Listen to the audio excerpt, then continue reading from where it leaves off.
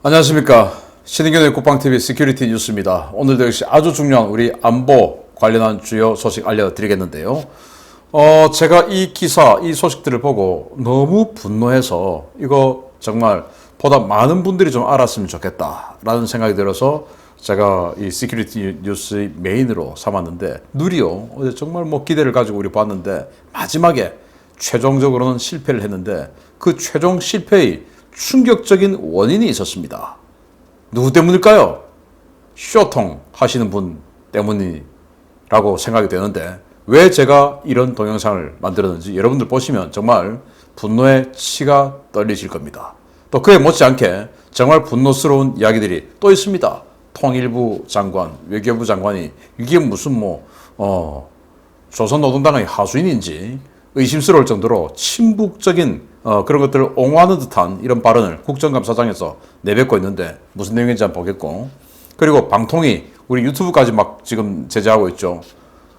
북한을 찬양하는 방송을 만들게끔 하고 있습니다. 내용 한번 보겠습니다. 국정감사 기간 중에 이 정부 인사들의 노골적인 친북 성향이 적나라하게 드러나고 있습니다. 친북이 실용적이라는 망언부터 북한이 주장하는 이중기중 철회를 받아들여야 한다는 주장까지 그야말로 점입가경입니다. 운동권 출신으로 지난 1987년 수령과 당과 인민이 혁명의 주체라는 글을 쓰고 아직도 전향 의사를 밝히지 않고 있는 이인영 통일부 장관이 친북 정책에 대해 실용적인 접근이라고 주장해서 논란이 되고 있습니다. 이인영은 국회 외교통일위원회 종합감사에서 국민의힘 김석기 의원이 이재명 후보 캠프에 친북 성향의 인사들이 포진했다라는 평가가 있다라는 지적에 대해 친북이 아니라 전통적인 진보 시각에서 추진하는 한반도 정책에 비해 좀 더 실용적인 노선을 추구하는 것이다 라고 받아쳤습니다.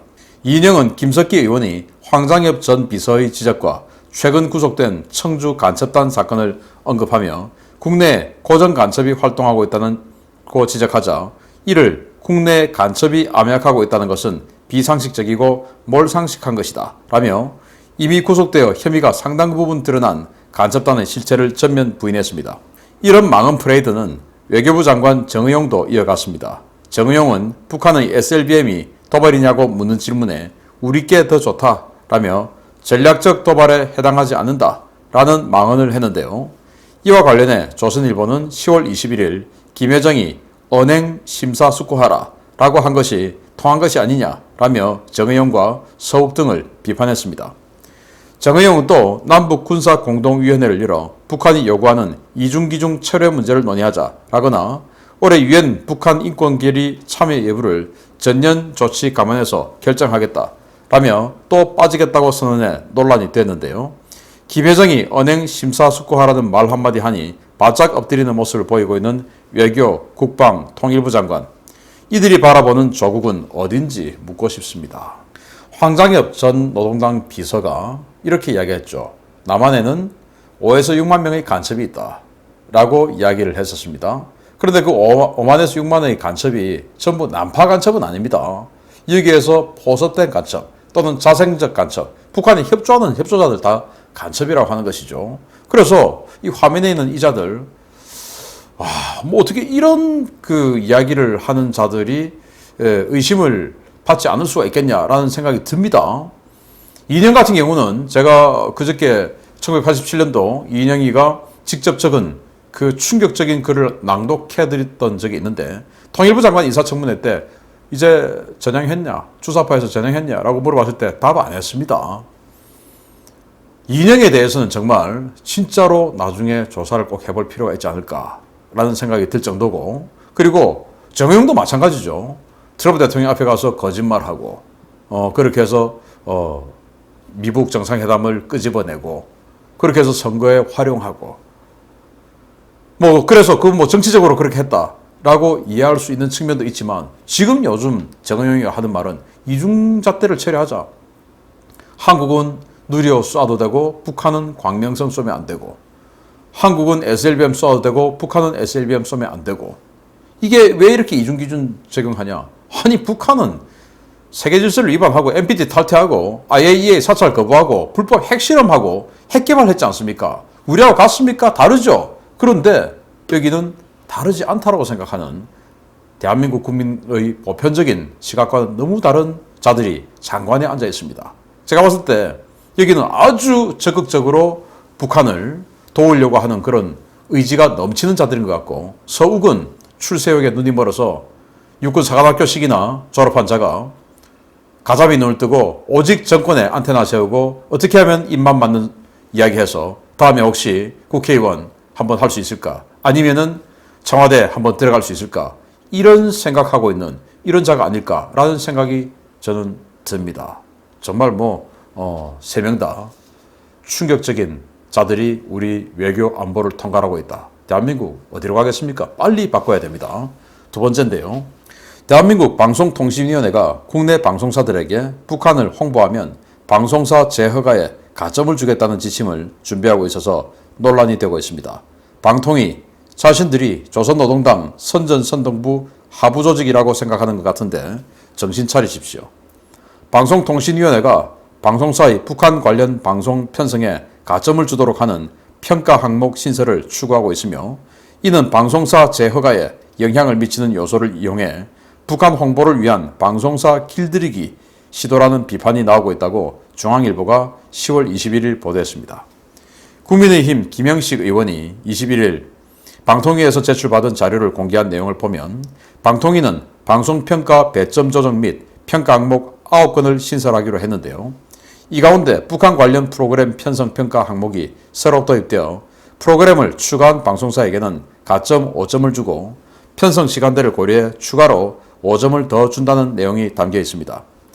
방송사 방송평가 편성 영역에서 장애인 프로그램을 편성하거나 재난방송을 송출하는 등 방송법상 의무 규정을 평가하는 항목은 기존에 있었지만, 북한 관련 프로그램처럼 특정 주제 방송을 내보낼 경우에 이를 평가해서 가산점을 주는 것은 이례적이라고 중앙일보는 비판했습니다.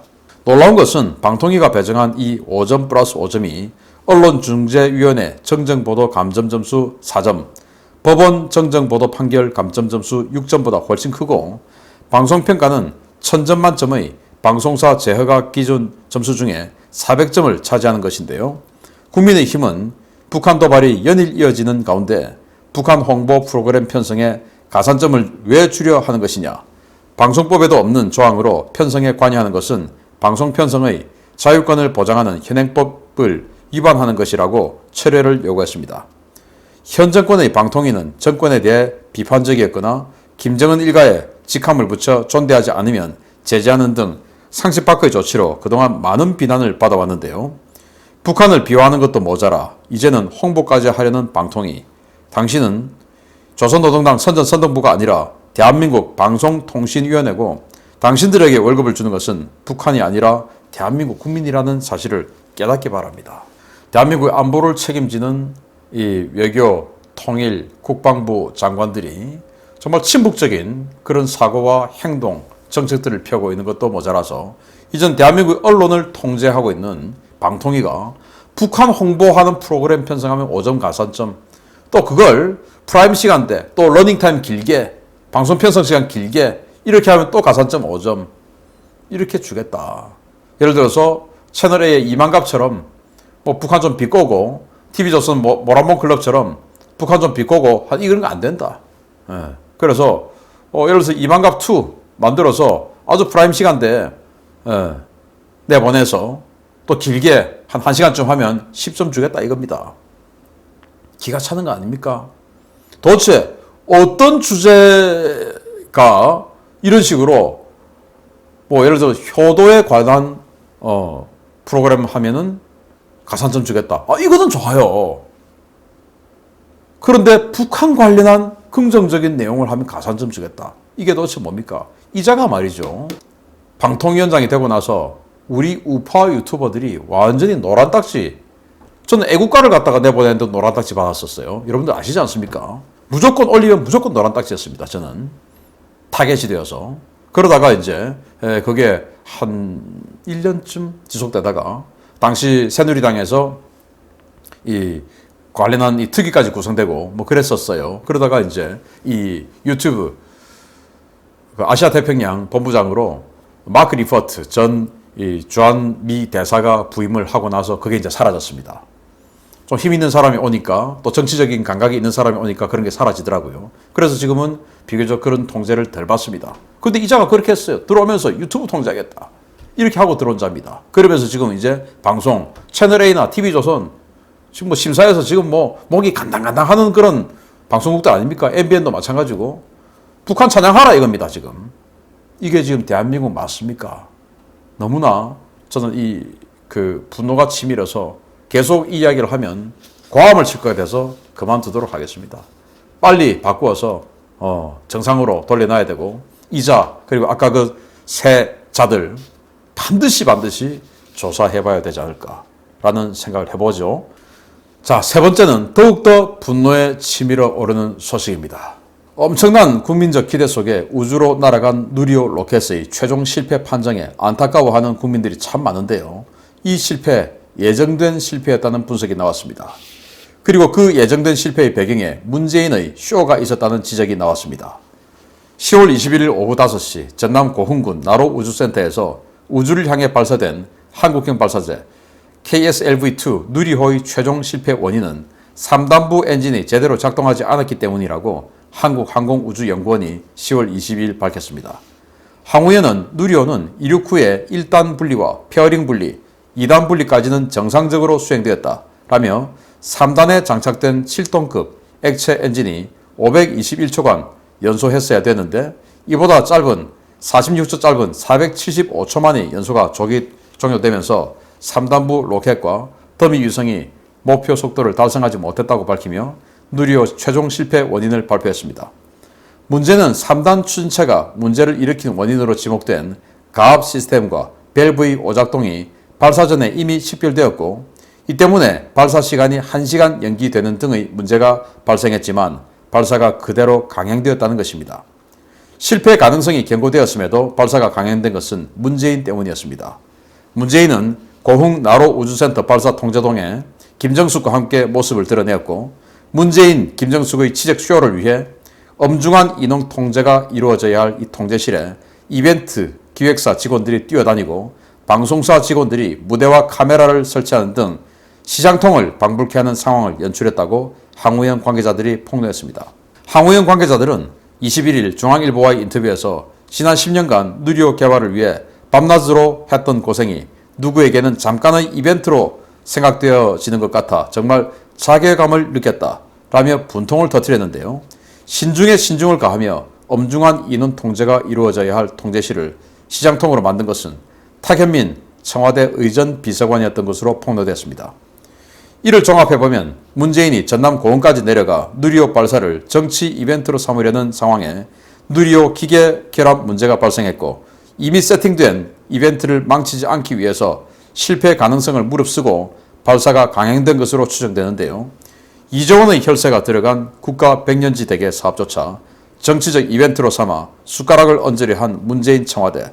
대통령만 아니었으면 이건 뭐 형법상 업무방해 그리고 배임이 될 수 있다는 사실을 아는지 모르겠습니다. 정말 분노가 치밀어 오릅니다. 우리 과학자들이 지난 10여 년간 2조 원의 예산을 투입해서 이렇게 결실을 거두는 날에 갑자기 문재인, 김정숙이 김정숙은 또 왜 갑니까 거기에? 가서 홍보 이벤트장 차려놓고 앉아 있습니다. 자, 그런데 발사 직전에 기입하고 연료 주입하고 보니까 뭔가 좀 수상하다. 이 가압 밸브, 이게 지금 가압 시스템 그리고 밸브 이게 오작동 우리가 좀 식별되었다. 그러면은 당연히 발사 스톱하고 무기 연기해야 되죠. 아니 그 오작동 가능성이 제기가 됐는데 이게 1시간 연기한다고 해결될 문제입니까? 무슨 뭐 자동차 카센터에서 자동차 수리합니까 이게? 그럼에도 불구하고 원래 여러분들 기억하시지 않습니까? 4시에 발사하려고 했는데 5시에 발사했죠. 1시간 연기된 겁니다. 아니 VIP 또 VIP보다 더 무서운 영부인 오셔가지고 지금 앉아 계신데 지금 또 연기하면 안 돼 라고 압력을 주었겠죠. 뻔합니다. 저 대통령 참가하는 행사 여기저기 여러 번 가봤는데 참 현장에서 문제 생기면 입장 곤란하죠. VIP 와 계신데 하면서. 그런데 이런 건 하면 안 되죠. 그럼에도 불구하고 VIP 와 계신데 지금은 카메라 다 작동하고 있고 강행해 라고 했을 때 항우연 관계자들이 안 됩니다 라고 강력하게 부인할 수 있었을까요? 저는 못했다고 봅니다. 왜? 지금 이 문재인이 얼마나 독재하고 있습니까? 그런 의사를 제대로 낼 수 없는 그런 초독재 세력 아닙니까? 그보다 더 무서운 레이저 광선 쏘는 김정숙이까지 와 있는데, 그래서 이 국민 혈세 2조 원이 들어간 이 결실이 그냥 하늘에서 폭파해버린 이런 사건이 생겼다. 이건 말이죠, 업무방해죠. 누가 봐도 업무방해. 그리고 국민 혈세를 이렇게 낭비시킨 배임이죠. 그리고 국민을 이렇게 허탈하게 만든 그런 또 책임져야죠. 그런데도 마이크 잡고 그 고생했던 과학자들 뒤에 세워놓고 자기는 이거 뒤에가 좀 허전하다, 세워 해서 세워놓고, 지금 허탈해서 완전히 허탈감에 빠져있는, 상실감에 빠져있는 그분들 세워놓고 그래도 성공이다 라는 이따위 말을 하고 있는 이자, 반드시 앞에 제가 말씀드린 보다 훨씬 더 긴밀한 조사를 통해서 하나하나 조목조목 죄를 따져봐야 된다 생각합니다. 여러분 어떻습니까? 저는 지금 살이 덜덜 떨려서 말을 제대로 못하겠습니다. 반드시 바꿔야 됩니다. 마치겠습니다. 감사합니다.